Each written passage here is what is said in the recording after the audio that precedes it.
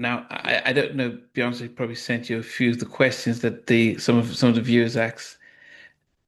Right. Yeah, okay. So Peabody Black asked them, "What are your thoughts on the music today compared to how it was in the 90s?" Um, yeah, that was. I know you. You really want me to answer that? Yeah, well, I think Who asked that so. It's question? Peabody Black. Peabody Black. Peabody Black. I mean, it's quite evident that no music was better than the era of the 90s. I'm a little bit maybe I would say neck and neck, maybe the Motown era in the Okay. night, like neck and neck. As far as just an era of great music and style, I'm gonna go with the Motown era in the 90s. That's the greatest eras of music. Um, I just think that there's a reason why. I just think that the substance of it is the reason why. I think technology, even though I'm a big technology person, but I think technology hurt our industry in many ways. I think in the 90s, the producer, the songwriters, the artists were all in the studio together, creative. Now I think a lot of what you hear today is file sharing. A lot Oh. of a lot of what you hear today is, if you look at charts, you'll probably see tens and 15 people's names on one song. Yeah, yeah, yeah, yeah, yeah, yeah.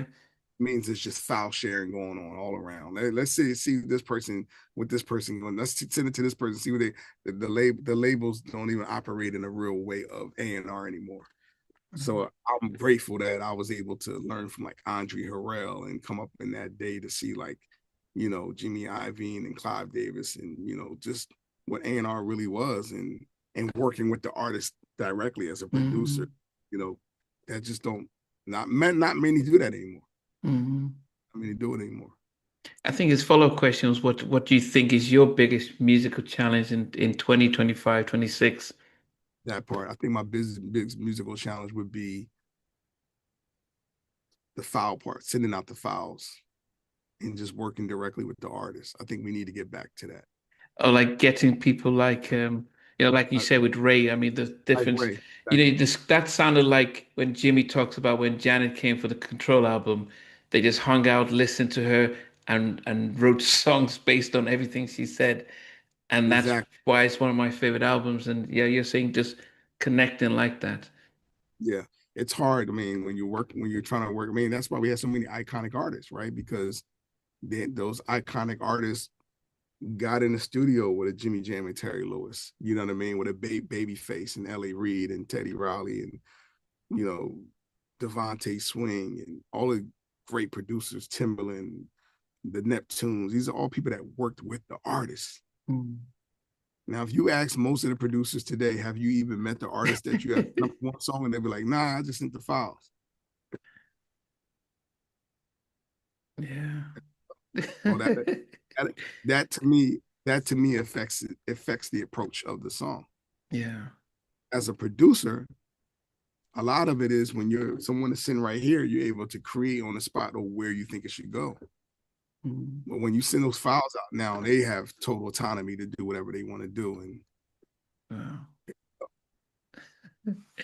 Joe and Annie Johnson said, ask him how he got introduced to working with Brandy on the Never Say Never album.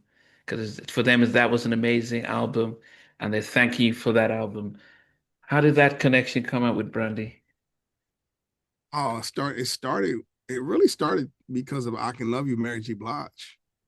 So Oh, it's funny how certain songs lead to the next song. So the Things You Do by Gina Thompson got the attention of Mary J. Blige. mm, So that led me in the studio to work with Mary. I Can Love You got the attention of Paris Davis, which was Brandy's A&R. okay. And he got a hold of me and asked me to meet Brandy when I was in LA for a meeting. And I met with Brandy, and we went to the restaurant, and then we left that restaurant because it was too noisy. We ended up going to Jerry's Deli, and we were in there, and we talked about music.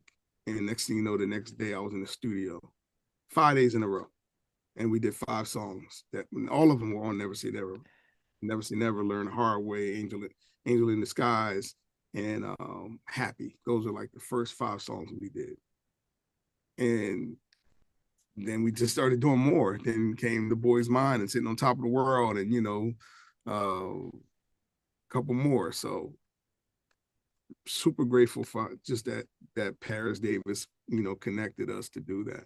Again, it goes back again, back in the day when A&Rs were real Yeah, A&R, and yeah, they yeah, had vision, right? yeah, He heard something in I Can Love You that said, this is the guy that Brandy should work with. yeah. They were, it wasn't like Brandy wasn't okay. She was fine with Keith Crouch. But There was that's what nothing wrong with that, I was gonna ask you, how did, right? because I actually There was loved nothing that wrong with debut wanting to be, album with Keith. yeah, I there was thought, nothing wrong with wanting to be down and all those baby, baby, baby and all those great songs that they had. But Paris came on after that. He wasn't the A&R for that project. So okay, he came on, he had a different vision. And I think he wanted her to hit a little bit more, some hip hop sonics on top of, R&B stuff. So that's what I think Keith was more funk driven. but a So lot I of think that, people, that was their favorite album. I mean, that was their favorite album.